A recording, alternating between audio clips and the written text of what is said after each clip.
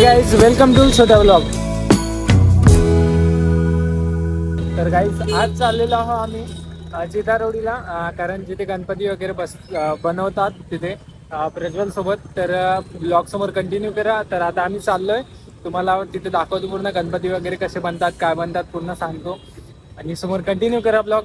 तर बघा ब्लॉग समोर, हा पूर्ण ब्लॉग मराठीत होणार आहे. तर ब्लॉग बघा समोर. तर गाईज आता आम्ही पोचलोय इथे चितारोडीला. तर आता बघतो, जातो आम्ही समोर. तर ब्लॉग समोर कंटिन्यू करा आणि एन्जॉय करा ब्लॉगला. खूप मस्त वाटतं हे बघा स्टार्टिंग. तर पूर्ण दाखवतो तुम्हाला आणि इन्फॉर्मेशन पण देतो सगळी. तर समोर ब्लॉग बघा. तर गाईज आता आम्ही एंटर करतो इथे अंदर. तर ब्लॉग समोर कंटिन्यू करा.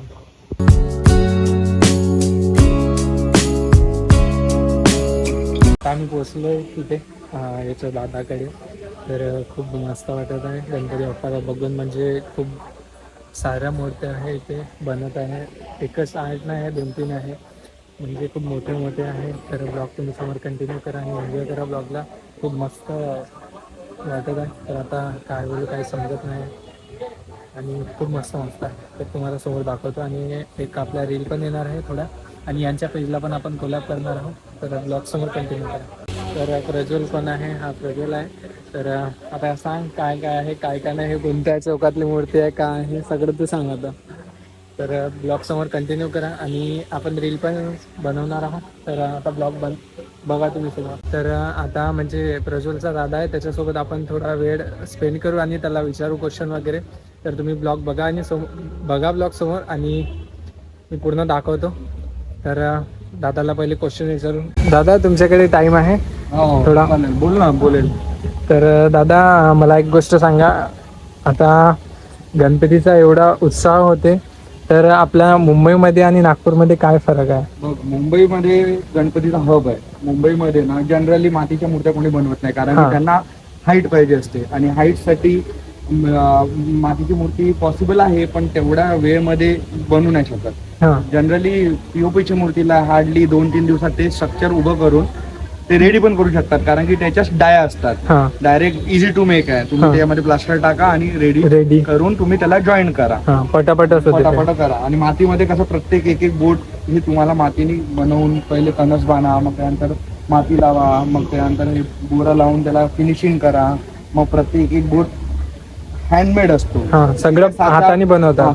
साचेचा काही उपयोग करत नाही आपण. जे छोट्या मूर्ती करतात घरगुती बाकीचे लोक, ते लोक साच्यामध्ये मूर्त्या करतात आणि मग त्याला फिनिशिंग करतात. पण मोठ्या मूर्तीमध्ये असं काही पॉसिबिलिटी आपल्या नागपूरमध्ये नाही. आणि नागपूरमध्ये आपल्या ना लोक जनरली पीओपीला अवॉइड करतात, म्हणून इथे ते पॉसिबिलिटी कमी आहे. ठीक आहे. आणि तसं तुम्ही पाहिलं तर नागपूरमध्ये एवढा फरक आहे की म्हणजे जसं दादानी सांगितलंच की मुंबईमध्ये पीओपीच्या मूर्त्या बनतात, म्हणजे सगळ्या प्लास्टर ऑफ पीओपी.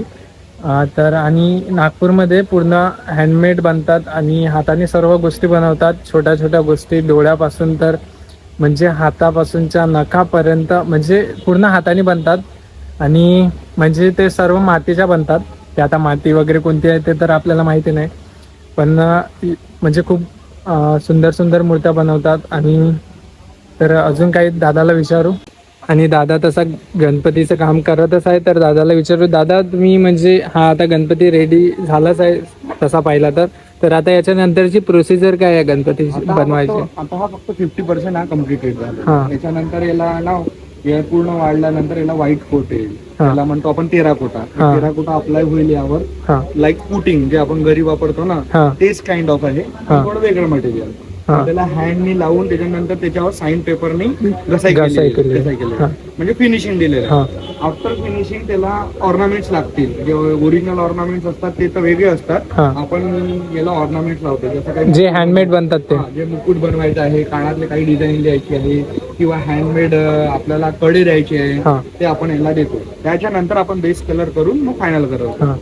तर मोस्टली आता याला विदिन अ वीक नंतर याला व्हाईट सुरू होणार, प्रत्येक मूर्तीला व्हाईट सुरू होणार. अच्छा. आणि दादा तुम्ही म्हणजे गणपती बनवता तर तुम्ही काय भावना बनवून बनवता आणि काय इंटरेस्ट घेऊन बनवता गणपतीला, तर सांगू शकता थोडं? बघ कसं आहे ना, जेव्हा आम्ही गणपती घडवतो हा. तर आम्ही हा विचार नाही करत की पुढचं पाऊल काय आहे. जसं जसं आमच्या मनात येत राहतं गणपती बाप्पा आम्हाला एक मार्गदर्शन देत असतो हर हा. वेळेस की तुला हे मला घडवायचं आहे. ते घडवणारे तर तेच आहे, हा.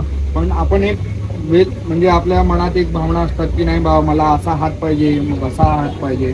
तर मग आम्हाला असं इन्स्टिंग येत असतात, मनात इन्स्टिंग येत असतात. त्यामुळे आम्ही काम करत राहतो. मग बाकी तर बाप्पा आहे. बाकी आणि रिझल्ट तर खूप चांगला येतो. हा. आणि बाप्पाच्या कृपेने रिझल्ट सर्व गणपती मूर्त्यांचा चांगला येतो. बघ, गणपती बनवणं हे माझं काम आहे, पण लोकांना आवडणं हे सगळ्यात मोठा मेन फॅक्ट आहे फॅक्ट. हा. माझ्यासाठी. लोक आनंदी आहे तर मी आनंदी आहे. Satisfaction is must. आणि तुम्हाला कसं वाटते जेव्हा तुमची मूर्ती तुम्ही बघायला जाता कुठे ज्या चौकात लागली आहे तुमची मूर्ती, तर तुम्हाला कसं वाटते ते मी फील माझी कसं मूर्ती होतं? बघतो तर पहिल्यांदा मला असं वाटतं की माझ्याकडली आहे की नाही आहे, कारण की इथे भाव चेंज असतात. हा. इकडे मंडप वगैरे मध्ये खूप भव्य डेकोरेशन असते, हा. सगळं काही असते. मग मी माझी मूर्ती बघायला जातो तर मला एक असं मनात एकदम वाटते की यार खरंच ही माझी मूर्ती आहे का, हा. असं वाटतं मला. म्हणजे तुम्हाला मनातून एकदम प्राऊड फील होते की हे मीच बनवली आहे बा. मी बनवली आहे, माझ्या टीमने बनवली आहे. मला एक प्राऊड फील होते की नाही हा. आपण कुठेतरी एक्झिस्ट करतो असं वाटतं मला. आणि हा. बाकीचे लोक जेव्हा चर्चा करतात आपल्या मूर्तीबद्दल हा. तर आपल्याला एकदम डोळ्यामध्ये पाणी पाणी येतं येतं ना. की नाही यार आपण केलंय का. आता पण दादा इंटरव्ह्यू देत आहे तर आता पण दादाच्या डोळ्यात थोडं पाणी आहे. म्हणजे जेव्हा आपण बाप्पाला बनवतो तर एका नवीन आशेने बनवतो आणि एका नवीन ऊर्जेने बनवतो. म्हणजे बाप्पाला बनवण्याची जे प्रोसेस असतात ते म्हणजे वेगळीच असतात, ते फिलिंग वेगळीच असतात. आणि जेव्हा यांची मूर्ती कोणत्या चौकात बसते हे बनवतात तर त्यांना ते वेगळीच फिलिंग असते. किती प्राऊड वाटत असेल त्यांना की नाही बा हे मूर्ती मी बनवली आणि ते मूर्ती बसते तिथे. कोणाकोणाचं स्वप्न असतात मूर्ती बनवणं, पण ते दादा करतात. आणि तर अजून काही क्वेश्चन विचारू दादाला. तर दादा जे तुम्ही अशी धोती बनवता म्हणजे मातीनी आणि आपल्या कपड्याच्या धोतीत काय फरक असते? मातीची धोती कसं असते ना, आपण मातीची धोती म्हणजे माझा पर्स्पेक्टिव्ह असा आहे मातीच्या धोतीबद्दल की मला जर म्हणतो गणपती करायचा असेल, हा एक मॉडेल आणलाय माझ्या कस्टमरनी की त्यांना असा गणपती पाहिजे. पण मी या गणपतीला जर कपड्याची धोती घालणार तर मला जसं पाहिजे तसं कलर कॉम्बिनेशन येणार नाही. आणि म्हणून मी हँडमेड धोती बनवतो.